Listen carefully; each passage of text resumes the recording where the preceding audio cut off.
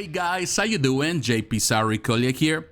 Now, who doesn't love a good scare? I think we all love a good scare. And although I'm not a fan of horror per se, I don't watch horror movies or read horror novels, I do have a fascination for horror comics. I have read many throughout the years, good and bad. So in this video today, and in celebration of Halloween, I want to give you my top 10 list of comics that I consider you must read or you should read at some point in your lifetime. They range from the Bronze Age of comics all the way to modern times. But before we get into the list, we have to pay homage to those who paved the way for this type of comics. And we have to go all the way back to the golden age of comics. We have to remember the Eerie comics by Avon Publications. We have to remember Adventures into the Unknown. That was a collection that survived all the way to the Silver Age of comics that was published by American Comics Group.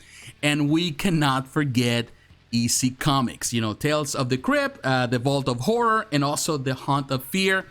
Those are the classic comic book anthologies that a lot of people still love up to this day, and many consider even better than some of the stuff that is on my list. They are collected in hardcover collections, and they're fantastic. Many published by Dark Horse Comics. Highly considered, highly praised. Number 1, Creepy, Eerie, and Vampirella by Warren Publishing. Now, in the Bronze Age of comics, at the end of the Silver Age of comics, you remember that time, horror stories, besides the Marvel or DC stuff that came a bit later, you have to think about the stories created by Warren Publishing. Warren really cemented itself in the industry by really creating a lot of horror magazines for pretty much an older audience. But there were the forbidden fruit for most kids. You know, those were the magazines that your parents didn't allow you to be close to, but you were always drawn to them. And there were fantastic stories, anthologies very similar to the golden age of comics of the you know, Tales from the Crypt. They were very similar, anthologies of stories with Creepy and Eerie. Very short stories, but very, very good during that time. And Vampirella, of course, she was the seductress character, and we loved those things. And I still, up to this point, they have survived the test of time. It was a bi-monthly black and white collection of magazines. And of course, that's how they were able to kind of skip the limitations of the Court Authority, because it was supposedly targeted for the older audience. But we have artists like Archie Goodwin. He was an editor and writer for many years. Joe Orlando, the art of Neil Adams. You have Steve Ditko. Francetta's art and covers were amazing.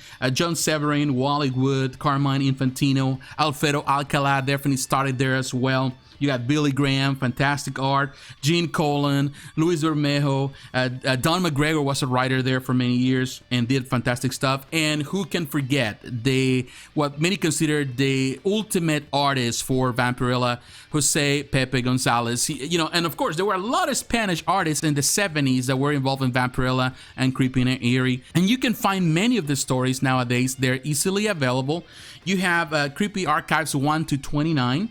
You also have the Eerie Archives 1 to 27, so they include like 5 issues each, and pretty much they're a complete collection by Dark Horse Comics. You can find them digitally or physically.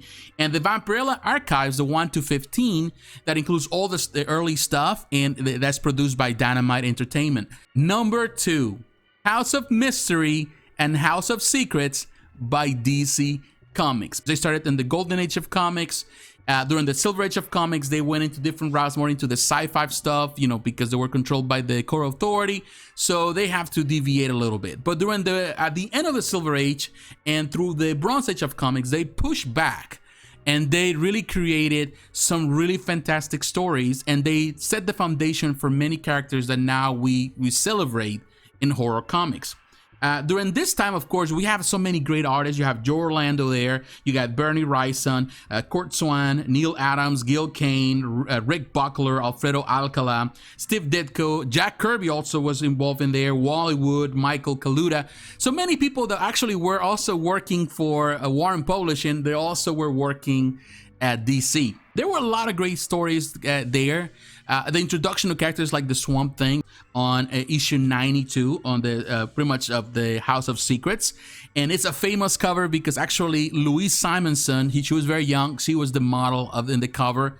And Swamp Thing, of course, has become a one important character in the DC universe. So many things that happened there, and things that we now see with modern comics, the stuff that was later pushed into Hellblazer, stuff that was pushed into, you know, a lot of the things that we're seeing now, even on the New 52, a lot of stuff there, you know, because of the stuff that was introduced there. So in my opinion, they are a must-have. Thankfully, you can find them in omnibuses. DC has printed 2 different omnibuses for the Bronze Age, for the House of Mystery, divided in Volume 1 and Volume 2, and also for House of Secrets. Number 3, Marvel horror stories from the Bronze Age revival. Although DC was the first one creating stories, it was surpassed, at least in popularity, by Marvel Comics. You have stuff like The Tomb of Dracula, Werewolf by Night, you have Strange Tales, but you also have Adventures into Fear, Ghost Rider, Volume 2 was part of that too, The Monsters of Frankenstein, Tales of the Zombie,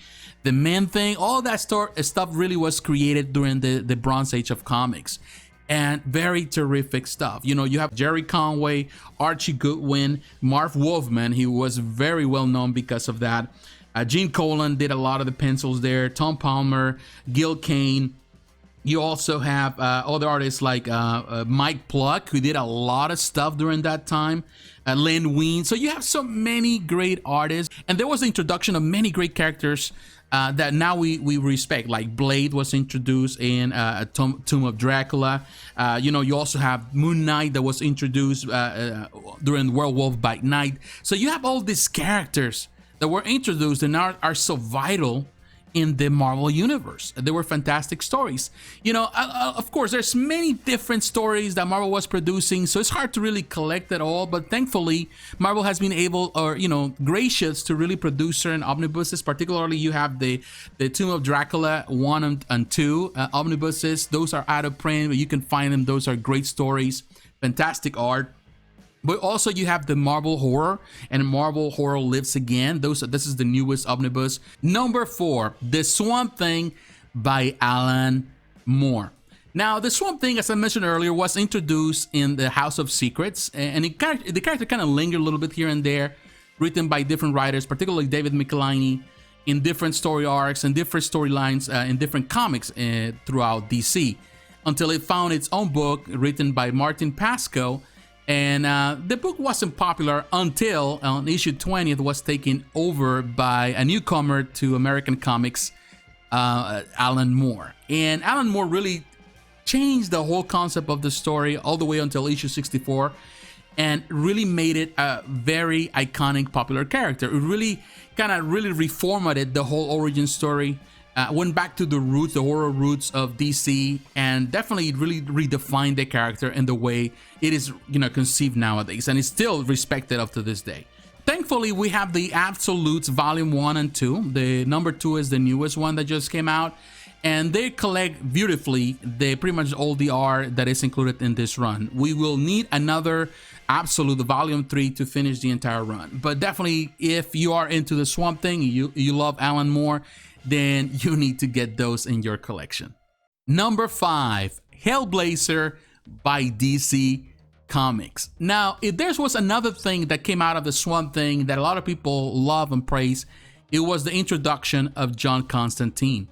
It is a character that has grown in popularity and continues to grow over the years. It's so popular on TV, movies, animation, on pretty much on the comics, is everywhere, and he has become more and more mainstream as time goes on. But definitely, I would say if you really want to know Hellblazer, you have to go back to the beginning of the story. You have to go back to his solo run that really lasted for what, 300 issues. So it was the longest lasting Vertigo run, because of course the moment they was created, it was under the DC banner. They created Vertigo just to be able to produce this type of stories. And they went on and on until the end, pretty much, of Vertigo. With the writers, you have Jamie Delano, who was the original writer of the first, pretty much the first run.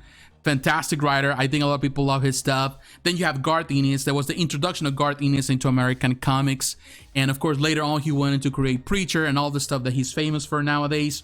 You got Paul Jenkins, Warren Ellis, Brian Azzarello, Mike Carey, Dennis Mina, Andy Diggle, Peter Milligan.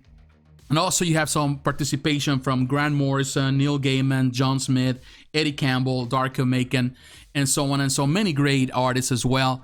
So I would say if you're really into horror stuff, you cannot dismiss Hellblazer. For many, it is one of the most important comic book stories or horror comic stories of all time. And when you see this character, you know, definitely this is a very different character of the American vision of heroes. He's not really a hero. He is an anti-hero. He is definitely a bad guy. He is definitely a person that you love to hate. But definitely it was well written, well created, and the stories are important. So if you're into horror stuff, you cannot dismiss this book. And unfortunately, not everything has been collected in the omnibus format. Only we have the Garth Ennis, and it's still available. I would love to see a Delano stuff, you know, pretty much collected in an omnibus, and you know, other artists there and writers there as well.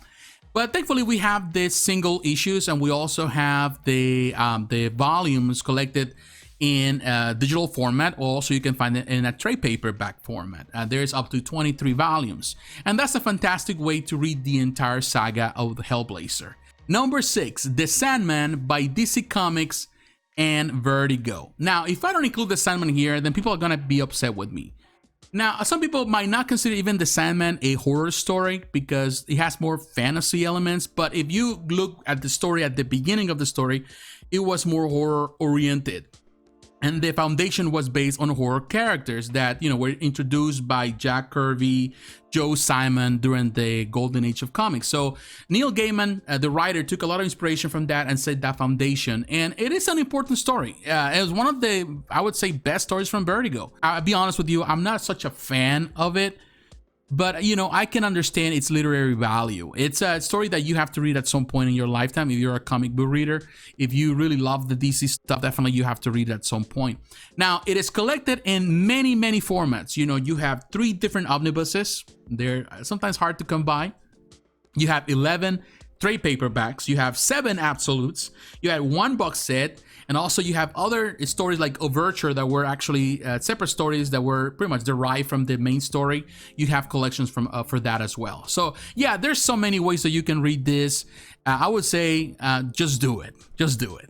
Number 7 is Spawn Comics by Todd McFarlane.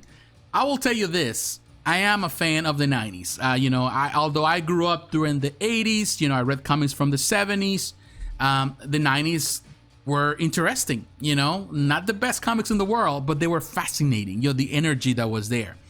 And Todd McFarlane, you know, was one of the pioneers of the 90s, one of the actually the foundations of what the 90s would be. The reason why people love the 90s and the reason why people hate the 90s at the same time. You know, there are people that they kind of love and hate the same thing. But I would say that Spawn was there. And of course, it has a lot of horror elements. It's very 90s. It's very over the top. Perhaps doesn't have the best story in the world, but it's so entertaining. Now, the run has been collected in different formats throughout the years, particularly through the Spawn Origins, the original run, I would say from issue 1 to issue 122. You have the Spawn Origins 1 to 20. And you can find this where there is a hardcover, softcover. The hardcover is hard to find, but you can find the softcover, and also you can find the digital format. Also, there's the compendiums. The first volumes are the best because, of course, you see the art evolving, you see Greg Capullo stuff, you see all this stuff that happened during that time. It is not for everyone. There's a lot of cheesecake as well. It's not as serious, but man, the action scenes and the overlays and all of that, that's the best part of it. So yeah, it is on my top 10. Number 8, Hellboy by Dark Horse Comics. I gotta be honest with you. I made this list because of Hellboy. I'm such a fan of Hellboy. I love the character. I read all the comics. I continue to do so. He's a character that I really respect. Mike Mignola did terrific on this character. He is, in my opinion, one of the best characters that we have in modern times. And Mike Mignola, one of the best creators. Definitely love it. You know, there's so many stories that you can go back. And I love the format because it's not an ongoing series. It's more like mini-series all into one ongoing story, which is good. So you have the Seed of Destruction, you have the Wake the Devil, the Chained Coffin, you have the Right Hand of Doom, the Darkness Calls, Wall Hunt. I have talked about Hellboy here in this channel many times. I'm a big fan. So I would say that, you have to read it at some point. It is just well balanced. There's a lot of sci-fi elements in it. There's a superhero element in it. There's pretty much the supernatural element in it. And Hellboy is such a character, such a strong character. And it's good. I really love it. There's so many dimensions in his persona, so I highly recommend it. Now, if you want to read them, of course, you have the digital format, you got physical format. The library editions are the best way to collect pretty much the main stories, 1 to 6, volume 1 to 6. Number 9, The Goon by Dark Horse Comics. I'm telling you this, I'm a fan of The Goon, and I was not really an original fan. I didn't really know much about The Goon. For many years, I saw the comic book stories, I saw the covers, I didn't care much about it until a few years back when I decided to explore more, different stories from Dark Horse Comics, and I went through the library of stuff they had, and I found The Goon. So I started reading The Goon, and I found it very refreshing. The Goon, it is definitely a comedy, but it has the horror elements. It's based on the horror elements. And it is raunchy, disrespectful. It is definitely, there's a lot of, it's not, politically correct, but it is fun because of that. And the way it is presented is very, very clever. The writing of Eric Powell is clever, and the art is good. And I love it. The format is good. Of course, he's battling, the Goon is battling zombies and stuff. It's an interesting story, and I highly recommend it. Now, if you want to really go through it and read, there's 5 library editions, and I love the library editions. They're not, when they come out, they're not really expensive, but they're really complete, and the art is fantastic. You also have 2 omnibuses, and there's one of those omnibuses is upcoming. So it's on pre-order, if I'm not mistaken. And those are like, you want the softcover stuff. But I would say that, The Goon is one that you have to read. It's not in most people's radar, but those who love The Goon, and you can go and check the reviews of The Goon, people really love The Goon. It is really good. And of course, again, it's an ongoing story. But what I love about it is that The Goon has so much layers. The characters have personality. And I love that because, you can read other comics, the characters don't have any personality. But in The Goon, even the partners of The Goon and the people involved in the process, the people that he's dealing with, they do have a character, and I love that. So it is a recommendation from me. And number 10, The Walking Dead by Image Comics. Yeah, I'm telling you this, I'm not a fan, or I wasn't a fan of The Walking Dead for many years. I have never watched the show. I read some of the comics, but I didn't care much about it. I was not really into it. My brother was a big fan. He loves the show, he loves the comics, and he always recommended it to me. But I didn't really care about it until recently. I decided to go through it last year, started reading it, and from beginning to end. And I would say that now I'm a fan. I'm a fan of the comic book story. I love Robert Kirkman. I think he knows how to really create characters that are engaging. And that's the best part of the comic book story of The Walking Dead, is that the characters are engaging. They behave in ways that sometimes are unexpected. And I love that. I love to see the unexpected in characters. That keeps you guessing and engaged for more. You want to see the story coming through. You want to see these lives, being changed or being transformed or being saved at every step. So I think that's the best idea, or the best way that the stories have been constructed. Many of the stuff that I recommended here are anthologies, small stories, but this is pretty much a large story into one, which is always good. And I recommend it. I definitely do. It has changed the landscape of comics. It has become so mainstream that people, if they don't recognize the comic, they recognize, of course, the show, and they know the Walking Dead name. So yeah, it is one that you have to read at some point, whether you're a fan or not, whether you like zombie stories or not. It has become so important, and I think it's one of the best comic book stories, horror comic book stories of all time. Now, if you want to read them, there are different ways to pretty much to get to it. You can do it digitally. You can do it physically through the, this case, the omnibuses. There's there's volume 1 to volume 8. I think those are really hard to come by, but you also have the compendiums. You have 4 compendiums. There are soft cover collections, and we know that there is the color version that is coming very soon. So there are different ways to do it, but yeah, I included on this list. And before I go, I want to share with you some honorable mentions, some stories that I didn't include in this list because I was limited by only 10, but I still consider important and good to read, and you have to read at some point. You have the IDW Ghostbusters stories. Based on the movie, based on the cartoons. You know, they're very good. I love it. I love the crossovers. There's a lot of comedic elements to it. I recommend it. You also have the Top Cow Productions, the Witchblade, and you have the Darkness. Particularly the Darkness has a lot of very dark elements, and it has a lot of fantasy in it. Some people might not even consider that horror, but it's very close to what the Spawn is. So definitely I recommend it. You got the Justice League Dark. I'm not a fan of the New 52, but Justice League Dark was really fun. And of course, he pays homage to a lot of the stuff that happens on the House of Secrets, House of Mystery, Hellblazer, all these DC characters coming together, all the darker characters, all the magicians and all that. So it's good. You have Preacher. Again, I'm not a fan of Garth Ennis, but I think the Preacher is probably considered one of his best works. And it's a recommendation. You might like it better than I. You know, the art is good by Dylan. A lot of Batman stories. You have the Gotham by Gaslight. Some might not consider that a horror story, more like a, you know, pretty much a steampunk story. But there are some Victorian horror elements in that, and I like it. You know, you also have the Arkham Asylum, A Serious House on Serious Earth. Some people love it. Some people consider it probably the best horror story. If you consider the psychological thriller, you also have the Batman and Dracula trilogy, the Red Rain, Bloodstorm, and Crimson Mist.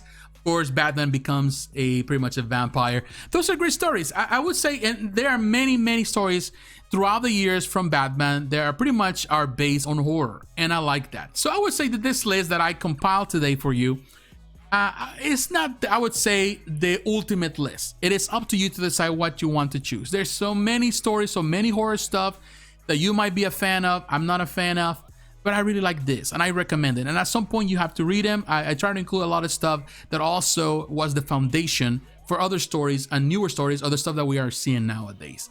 But what is your opinion? What do you think about my list? You don't like it? You hate my list? You think I missed this or I missed that? Let me know in the comments below. So once again, my friends, thanks for watching. God bless, take care, and I'll talk to you again. Bye-bye.